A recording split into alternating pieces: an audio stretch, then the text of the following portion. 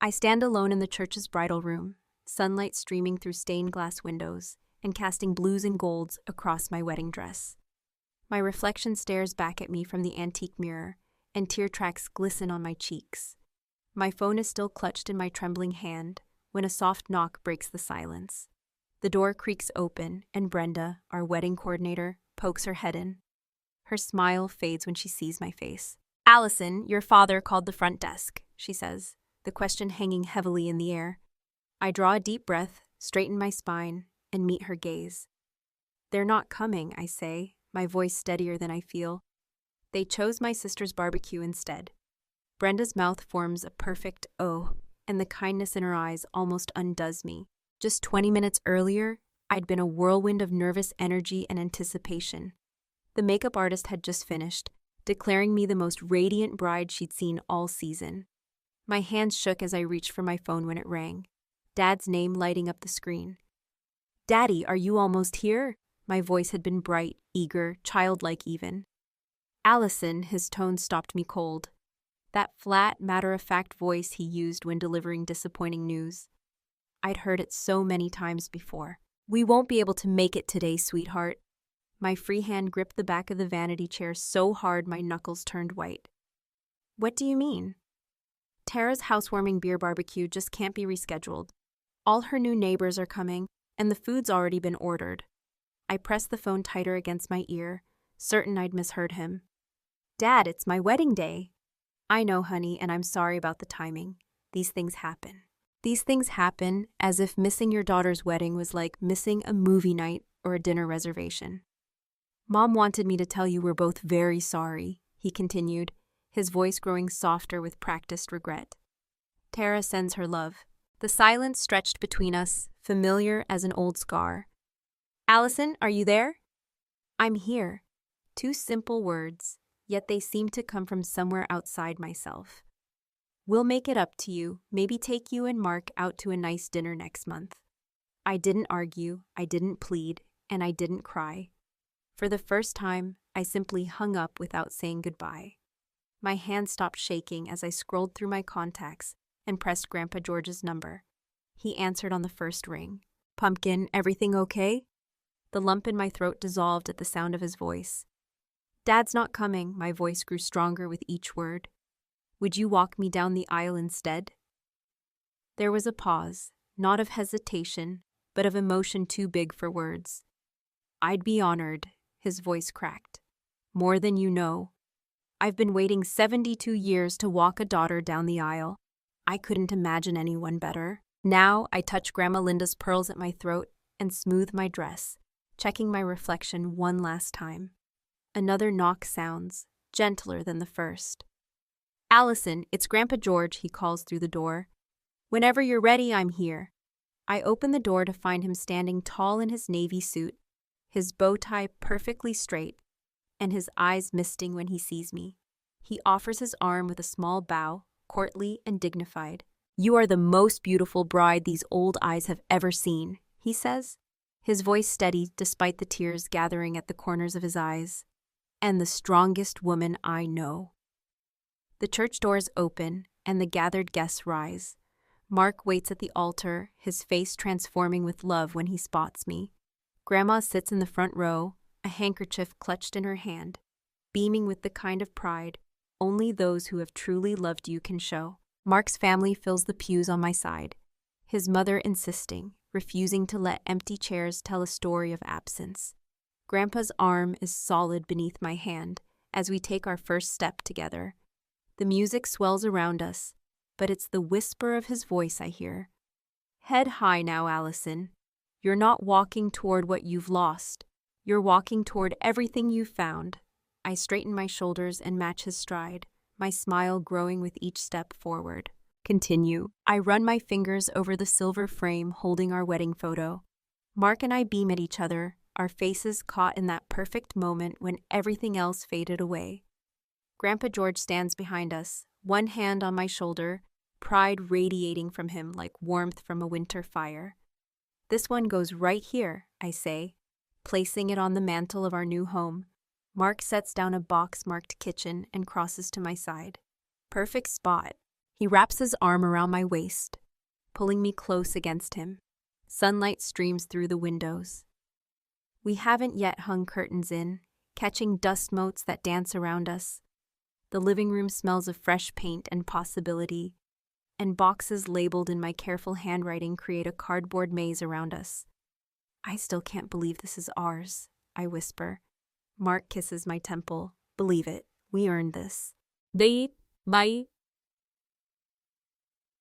My gaze drifts across the mantel to the other frames we've arranged. My college graduation with Grandma Linda dabbing tears, a faded photo of 8-year-old me fishing with Grandpa, and Mark proposing at the farm pond. Not a single image contains my parents or Tara. You thinking about Thanksgiving? Mark asks, reading my silence. Your mom called yesterday, asked if we wanted to host this year. I turn in his arms. I told her maybe next year. First holiday married? I'd rather not juggle hosting and everything else. Mark nods, understanding all I haven't said. Whatever makes you comfortable, Mom's fine with that. The peace I feel surprises me. 4 months ago, I stood alone in a church bridal room, shattered by yet another abandonment. Now, I stand in my own home with a man who has never once made me feel like an afterthought. The email arrives exactly 1 month after our wedding. I stare at Tara's name in my inbox, my finger hovering over the delete button. You don't have to read it, Mark says from across our dining table. I know, but I do. The message opens with words I've never heard from my sister before. I am truly sorry. My hands shake as I read about her jealousy, how she deliberately created conflicts when family events involved me, and how she'd schedule important things on days she knew mattered to me. The barbecue wasn't spontaneous. She'd planned it for my wedding day on purpose. I don't expect forgiveness. I just needed you to know it was never your fault. It was mine, all of it. I close the laptop, oddly numb. How does that make you feel? Winters asks, her office a haven of calm blues and soft textures. Confused, I twist my wedding ring. 30 years of being the family scapegoat. And now she wants, what, absolution? What do you think she wants? I don't know, reconciliation, a clean slate? Dr. Winters leans forward slightly. What do you want, Allison? The question hangs between us, while out crimson and gold, autumn leaves spiral downward. I want to stop letting them control how I feel. Even their absence takes up so much space. She nods. Forgiveness isn't about them deserving it. It's about whether holding on still serves you. I'm not ready to welcome her back. That's not what forgiveness requires. Boundaries are different from grudges. I consider this. So I can forgive without opening the door wide? Exactly. You can acknowledge her apology without rushing reconciliation. The phone feels heavy in my hand as I dial Grandpa's number. Hello, sweetheart. His voice wraps around me like a quilt. Hi, Grandpa. I sink onto our couch. What are you and Grandma doing for Thanksgiving? Oh, probably just us this year. Mrs. Henderson might join us from next door. Would you both come to Mark's parents' house instead? With us? Silence stretches between us. We don't want to intrude on your in-laws' traditions. My throat tightens. You're my real family, Grandpa. You always have been. The words come out thick with unshed tears. The people I love most, around the same table. His voice breaks. We'd be honored, Allison, truly honored. Mark's mother sets out her grandmother's china, each plate rimmed with gold. Their dining room buzzes with the warm chaos of family. Mark's brothers argue good-naturedly about football. His father deep in conversation with Grandpa George about woodworking. And Grandma Linda shows Mrs. Cooper her secret pie crust recipe. I notice something unusual at the table, 2 empty chairs. Mom? Mark questions when he sees them. She meets my eyes. I thought, just in case your parents or sister called, the door is always open in this family. Instead of pain, I feel something softer, gratitude. They hadn't called and probably wouldn't, but the space remained, an acknowledgement rather than an expectation. Mark squeezes my hand under the table. Later, after pumpkin pie and coffee, I find myself alone by the mantel, where Mark's mother displays their family photos. She's added our wedding picture among them. My fingers trace a childhood photo with my grandparents, then drift to our wedding day. The joy in both images isn't pretended. Family is who loves you when it's hardest to love you, I whisper to no one and everyone. For the first time, those words feel like freedom instead of loss. I stand in my new dorm room, the empty walls staring back at me like blank pages waiting to be filled. 300 miles from my hometown feels like breathing different air, cleaner, lighter, and free from the shadow of being Tara's forgotten sister. My roommate, Katie, bursts through the door, arms laden with throw pillows and photo frames. Sorry I'm late. Mom wouldn't stop crying. She dumps everything on her bed and surveys my half of the room. Her gaze lingers on my barren desk and the solitary photo of Grandma Linda and Grandpa George. No family pictures, she asks, then winces at her own question. I smooth the corner of my bedspread. Actually, that is my family. Katie's eyes widen with understanding, not pity. Well, they look like they adore you. They do, I smile. They're the ones who taught me what family actually means. The library ceiling soars 15 feet above the reference section, and I stand on tiptoes, fingers grazing the spine of Principles of Conservation Biology. My muscles stretch beyond comfort, but the book remains maddeningly out of reach. Need a hand? The voice behind me rumbles low and warm. I turn to find a tall guy with glasses and unruly dark hair watching me with amusement. Unless you're secretly enjoying watching me suffer, I reply. He laughs and reaches up easily, plucking the book from the shelf. Daniel Mercer, he says, handing it over. And I never enjoy watching anyone suffer. His fingers brush mine, and something electric passes between us. Allison Collins. I clutch the book to my chest. Thanks for the rescue. Anytime. He gestures to the worn paperback tucked under his arm. Bradbury fan? My eyebrows lift in surprise. Fahrenheit 451 is my favorite. Mine too, he says, his eyes crinkling. Book people have to stick together in a world of screens. We talk until the library closes, our voices dropping to whispers as other students drift away. Daniel listens, really listens, when I finally reveal fragments of my childhood.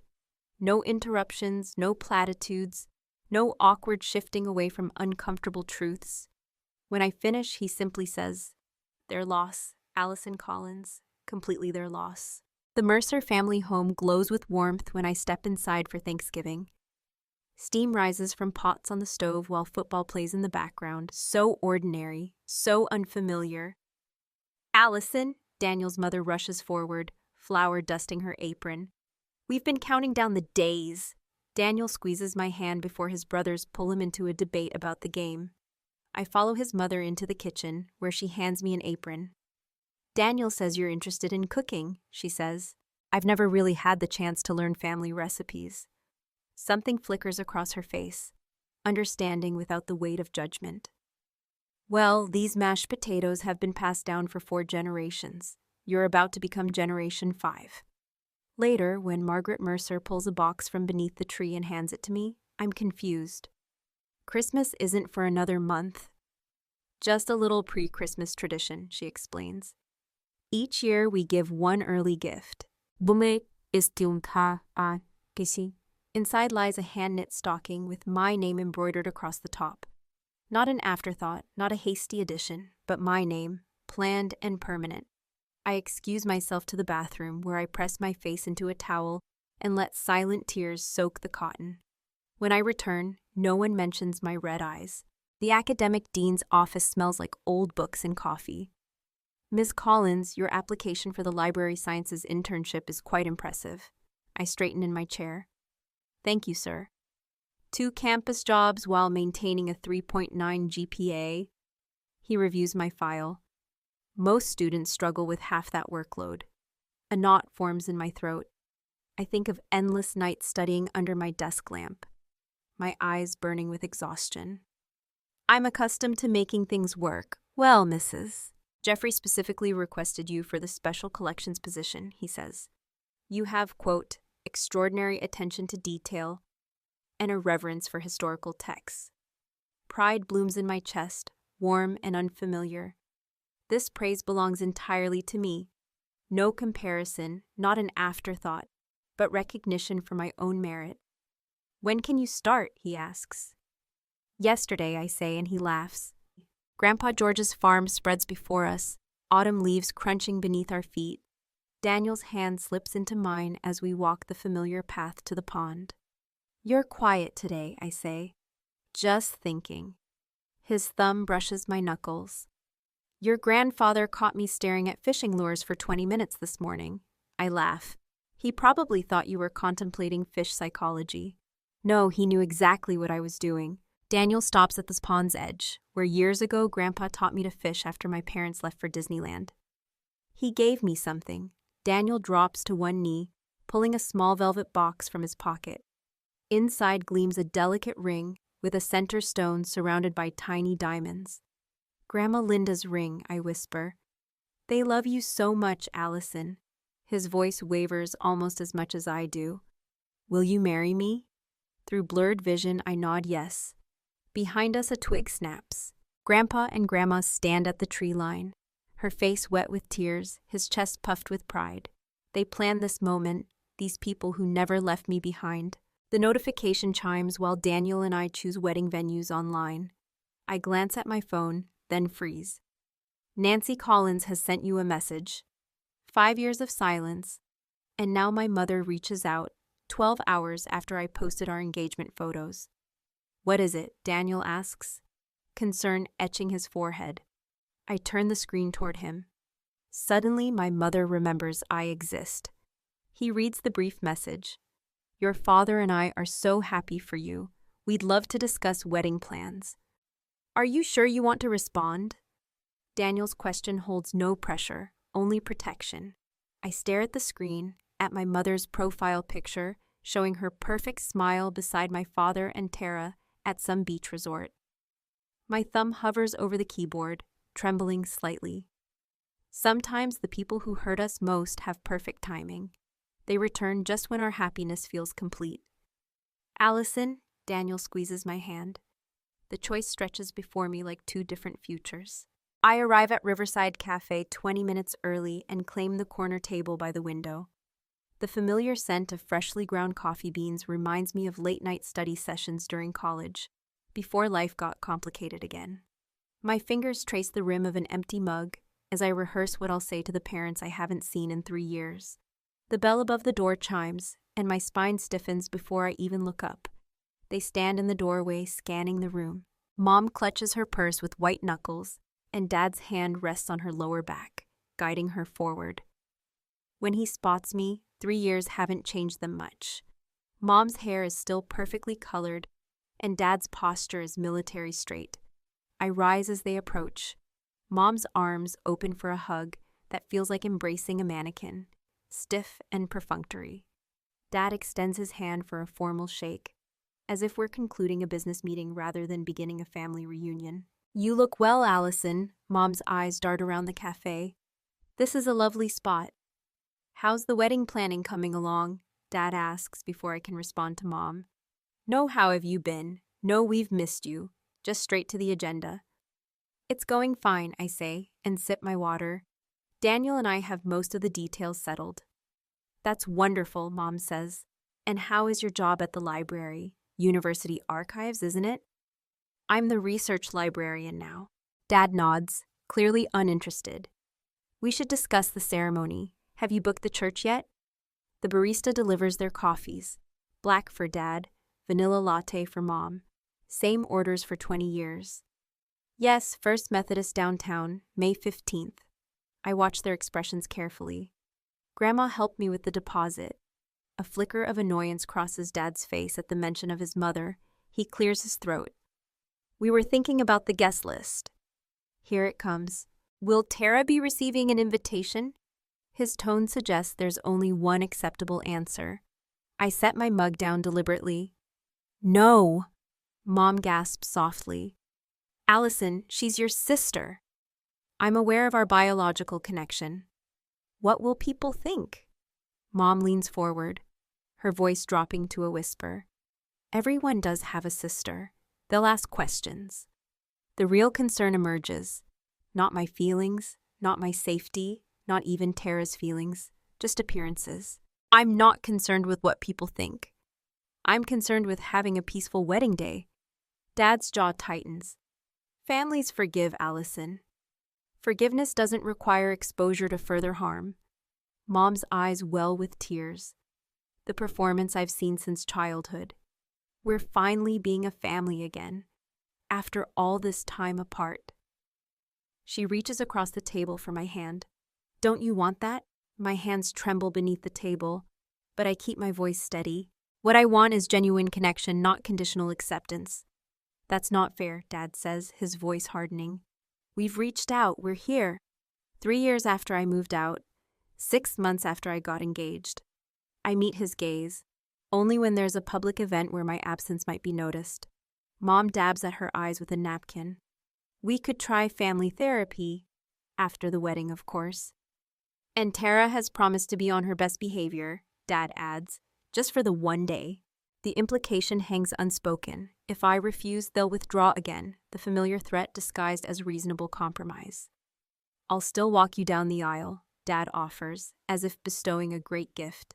That's what fathers do. I take a deep breath, my hands still hidden beneath the table where they can't see them shake. I'd rather have peace than fake harmony. Their faces transform. Mom's tears vanish, and Dad's jaw clenches.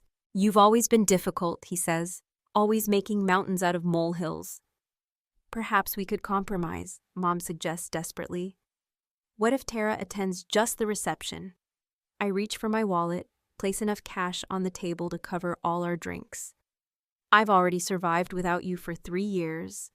I stand, smoothing my skirt. I've built a good life with people who show up consistently, not just when it's convenient. Their stunned faces tell me they expected the same pattern. Their demands, my compliance. The power has shifted. I hope you'll reconsider, Dad calls as I walk away. I don't turn back. My steps are measured, my back straight. For the first time in their presence, I feel neither anger nor fear, just a quiet certainty that I've made the right choice. Some people will never value what they have until it's gone, and sometimes what's gone shouldn't come back.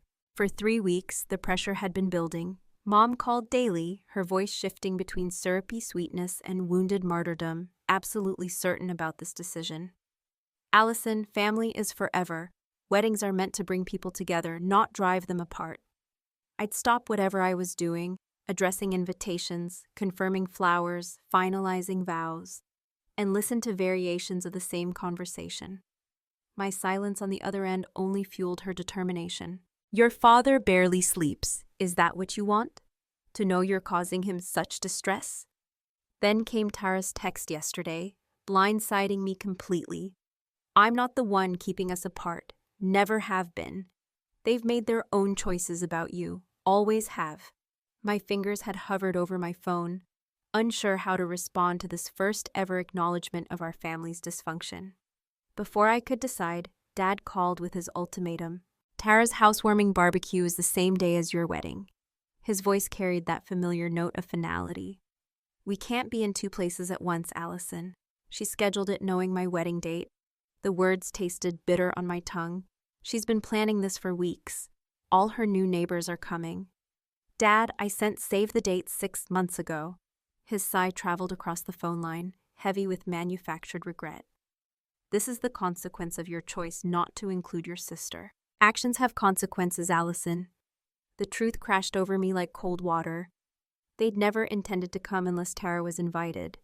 This last-minute conflict was their exit strategy. Their way of making me the villain while preserving their image as would-be attendees thwarted by circumstance. Just 20 minutes ago, I'd been a whirlwind of nervous energy and anticipation.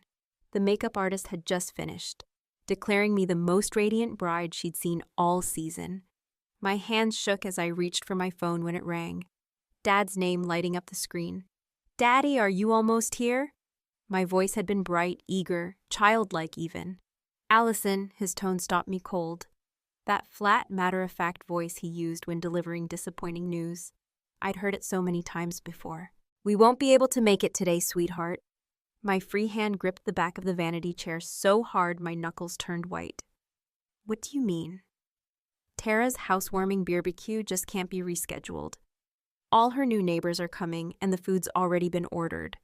I pressed the phone tighter against my ear, certain I'd misheard him. Dad, it's my wedding day. I know, honey, and I'm sorry about the timing. These things happen. These things happen as if missing your daughter's wedding was like missing a movie night or a dinner reservation. Mom wanted me to tell you we're both very sorry, he continued, his voice growing softer with practiced regret. Tara sends her love. The silence stretched between us, familiar as an old scar. Allison, are you there? I'm here. 2 simple words, yet they seem to come from somewhere outside myself. We'll make it up to you, maybe take you and Mark to a nice dinner next month. I didn't argue, I didn't plead, and I didn't cry. For the first time, I simply hung up without saying goodbye. My hand stopped shaking as I scrolled through my contacts and pressed Grandpa George's number. He answered on the first ring. Pumpkin, everything okay? The lump in my throat dissolved at the sound of his voice. Dad's not coming. My voice grew stronger with each word. Would you walk me down the aisle instead? There was a pause, and not of hesitation, but of emotion too big for words. I'd be honored, his voice cracked. More than you know. I've been waiting 72 years to walk a daughter down the aisle. I couldn't imagine anyone better. Now I touch Grandma Linda's pearls at my throat and smooth my dress, checking my reflection one last time. Another knock sounds, gentler than the first. Allison, it's Grandpa George, he calls through the door. Whenever you're ready, I'm here. I open the door to find him standing tall in his navy suit, his bow tie perfectly straight, and his eyes misting when he sees me. He offers his arm with a small bow, courtly and dignified. You are the most beautiful bride these old eyes have ever seen, he says, his voice steady, despite the tears gathering at the corners of his eyes. And the strongest woman I know. The church doors open, and the gathered guests rise. Mark waits at the altar, his face transforming with love when he spots me.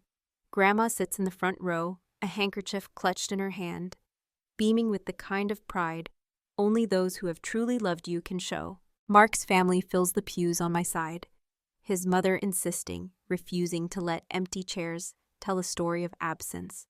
Grandpa's arm is solid beneath my hand as we take our first step together. The music swells around us, but it's the whisper of his voice I hear.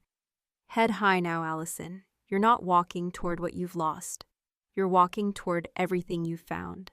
I straighten my shoulders and match his stride, my smile growing with each step forward.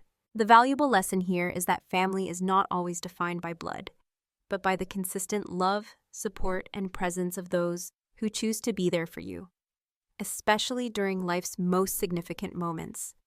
True belonging comes from those who value you for who you are, not for who they want you to be or how your choices reflect on them. What are your thoughts on Allison's journey?